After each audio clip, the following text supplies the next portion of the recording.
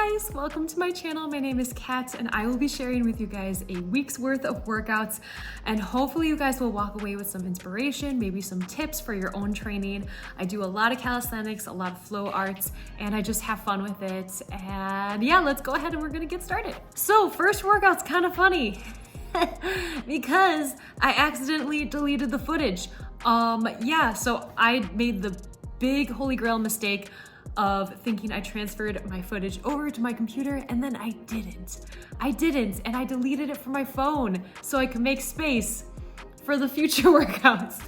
So I made a goof, but I always write my workouts down. Most of these movements I do repeat during the week, so you will see that. The only one that I didn't is pull-ups, and you guys know what pull-ups look like anyway, so no big loss there.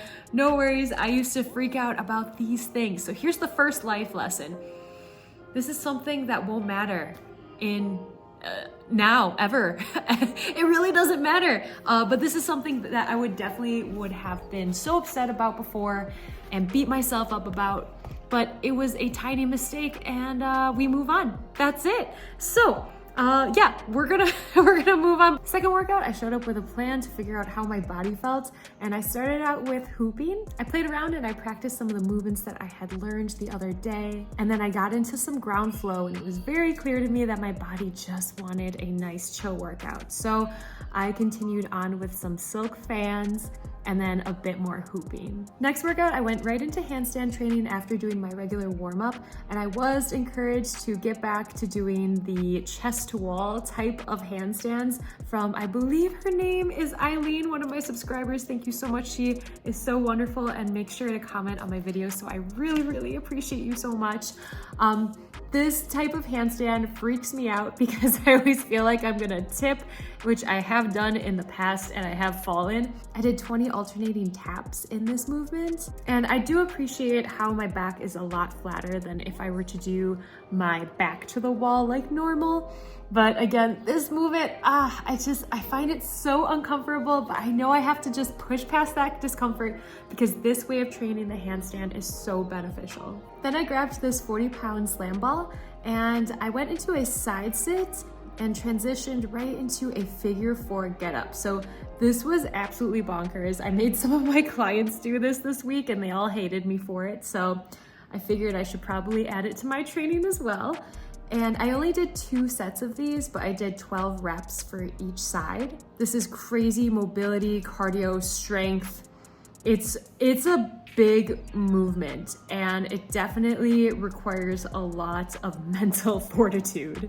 In between sets, I went into the weighted butterfly with the 10-pound sandbells, and I apply pressure with my hands just to get a little bit more for my hips. My lats are a bit uneven, so I made sure to work a single arm lat pull down. I did 12 reps each with 36 pounds only, and I really focus on 2 movements. One is the scapular pull down, and then the second one is the big pull down with the arm. That way I make sure I'm pulling with my lats and not just with my arms. I did 3 sets of these, and then I superset that with some single leg hip thrusts, and this time I used a 70-pound dumbbell. I used a 50-pound last time, and I thought, I should probably try a 60, but I couldn't find the 60 in the gym. So I'm like, well, I found this 70-pound dumbbell, might as well try that. And it worked out perfectly. So I've been holding myself back apparently. I did 12 reps each leg for 3 sets. Then I went into some pseudo planche holds, and I superset that with a deep squat using that 40-pound slam ball again. I did 3 sets of each of those. Then I finished out with abs, doing the 20 reverse crunches as usual, and then 20 side plank reach unders each side, and 12 Superman pulls. I've been doing this shoulder movement every single day, so if I don't show it, just know that it is being done behind the scenes. I have been sticking with 7 reps of these because it's quite intense for me. And then I finished out with some silk fan dancing. If you guys have any song suggestions, I would highly appreciate it. So feel free to leave a comment below if there's any song that you love flowing to. If you guys want me to share my playlist, it is only usually, I think it's like 12 songs that I always have on repeat, and I can share that with you guys. The next next day I went into some parallel planche push-ups. Alliteration, baby. And this is one of the movements that I had accidentally deleted off of my phone from the other day. So I did 4 sets of these, and each time I was able to do only 6 reps. I added a nice protraction at the end, or also known as a push-up plus. Having my arms back by my waist is so much more challenging. So this type of push-up is absolutely bonkers, but it felt really good. So I was very happy with this. Then I did these kettlebell orbits, I call them.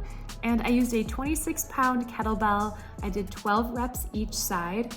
And this is so challenging. You'll notice that before I get started orbiting with my foot balanced, I make sure to do a few reps with both feet on the ground first, and this just sets me up nicely. I superset that with some high pull-ups, so I try to pull as high as possible, and I was able to get my bobos above the bar a few times, which was pretty cool. So both of these movements I did 3 times. And in between, I used the Smith machine as usual to be able to roll out my traps. And you'll notice this time that there is a red piece of equipment on the bar this time, and that's called a fat grip, which is a funny name, but it's super awesome for not only grip, but also adding a little bit more cushy and a little bit bigger amount for rolling for my trap. And I'm also continuing to use the 10-pound plate as well to add a little bit more weight for that. Next up, I did these kettlebell cleans with a deep squat, and you will notice that I do have a bit of a butt wink at the end, which that makes it so it throws a little bit more weight in my lower back, unfortunately. So I still do have quite a bit of restriction there and tightness. That's something, of course, I am still working on. What I could have done though to help that is to elevate my heels. So I think that's something that I will have to do next time, but I think my pride got in the way, and then also just seeing that I was squatting that low made me so happy. But I think I would get much more benefit as well as protection for my body if I elevated my feet, those heels, on some low plates. Then I wanted to combine 2 movements. So I went and I'm like, what if I tried doing like a V-sit into that tuck planche swing? So I did that, and that was so much fun. This was awesome. And honestly, if I do a little freeze frame here, I will show you my V-sit looks so freaking good and so much more compressed. So it just made me really happy to see that, hey, this is available. This is something that I can do.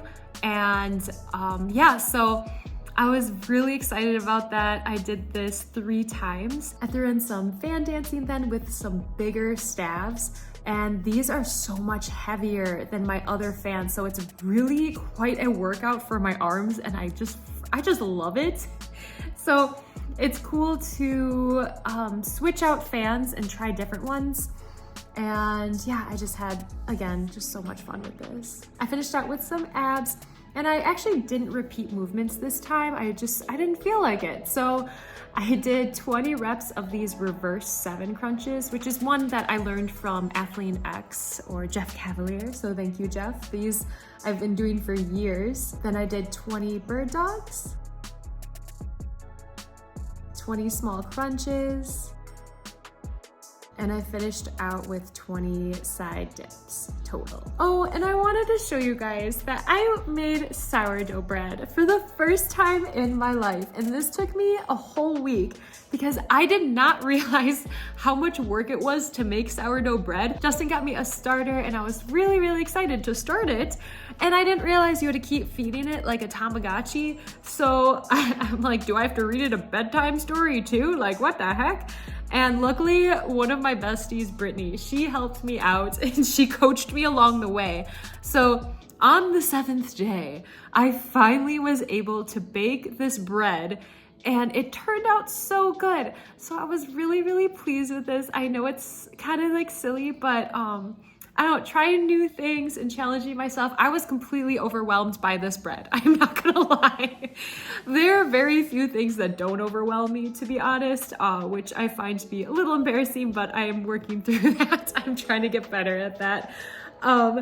But yeah, I was really happy with this bread and Justin loved it too. So yeah, now I have a bunch of extra starter and it won't be such a 7-day process anymore. I don't think so. So yay for trying new things. All right, so next workout, I started out with some shoulder work. I did these IYWTs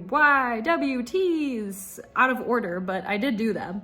And oof, it is just a lot for my shoulders, but very necessary. Then I did some floor work to check in with my body as usual. Before going to the gym, I did watch a video on opening up the hips, and there are a few movements here that I did pick up from the video. So I'm gonna link the video down below as usual, so you guys can also do it too. I do really recommend it. So I'm gonna continue with these movements in my warm-up. Then like last week, I brought my computer to the gym and there is that hooping course that I'm taking on Udemy right now. So I continued practicing the movements from that, even though I know some of the movements already, but there were different ways that the instructor taught how to do them. So I was really excited about that. I got to learn a different way and I got to learn different movements. So this was an overall just like super fun time. I do notice when I'm learning new things that I get really exhausted mentally and I just kind of want to like potato after that. So that's something interesting that I'm learning about myself. And it's also fascinating because, you know, back in high school and college, I was able to like sit down and listen to the instructor and learn.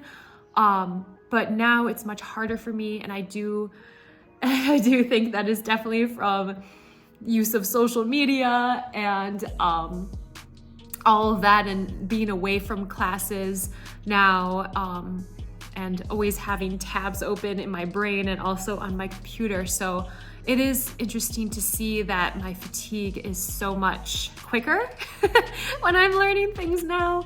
And yeah, so just wanted to point that out just in case you guys deal with the same thing. It is a tolerance that I think can be built up again. It's just like strengthening a muscle. So the more you do it, the better you get at it. And there is hope for us and our really quick brains now. I didn't feel like it, but I did do abs at the end and I did 2 sets of this. It's gonna be those 20 reverse crunches as usual, then 20 dead bug total, and that's all I did.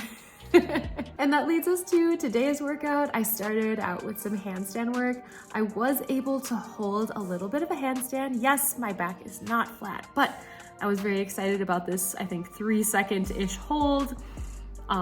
So we're getting there. Then I did the movement that Tyler had taught me, and I noticed with this first time that I did it, my arms were really bent, so I made sure to keep them as straight as possible for the second time I did this. Then I headed into some elevated side lunges. I only used 25 pounds here and I did 15 reps each side. And I'm focusing that in between each rep, I bring my chest up and I keep my back nice and flat.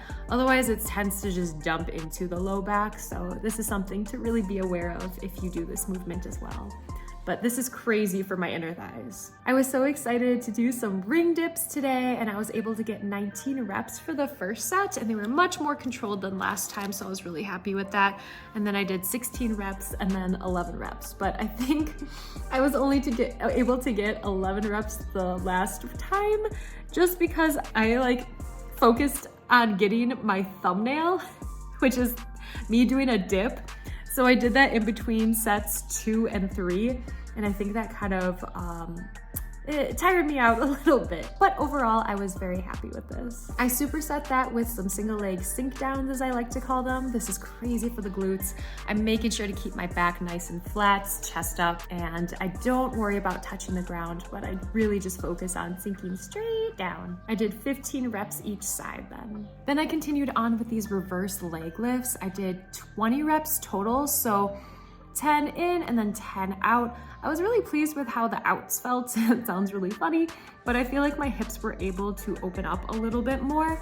And I propped this other box in front of me because it would get super annoying where the box that my hips are on would keep on rocking and it was uncomfortable. So propping this box in front of me to hold on to really helped out. I did this 3 times and I superset that with some row and rotates to get those weird delts, to get the rhomboids, and I did 15 reps of these as well. Then of course I did some abs and I did the 20 reverse crunches, 20 side V-ups each side. And I find that if I cross at the ankles and I squeeze, I get a little bit more of that oblique burn at the top, which is cool. And then 20 swimmers total. I did these 3 movements 2 times. I went into the Hero Fit lab with Justin and I played around with this fit sword and he was teaching me how to do this movement. It's so crazy for the shoulders. Justin's been really excited about the clubs lately, so he taught me some movements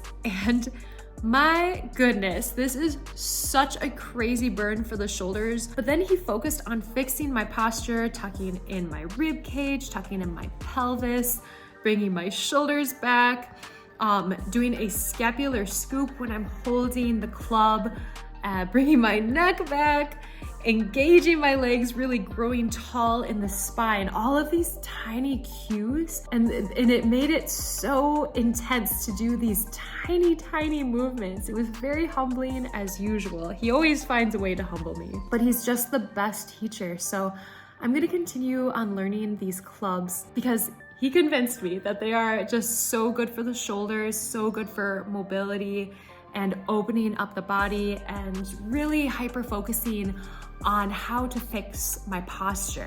So the more that I learn, the more I can share with you guys. All right guys, so that is all for today. I do believe I had a rest day somewhere in that mix and I went to the nature center as usual. That is something that I love to do and just walk around, connect with nature, connect with just my thoughts, trying to be present, which can be so hard for me. I just want to give that reminder that movement can be fun. It doesn't have to be just lifting or just cardio, running, etc.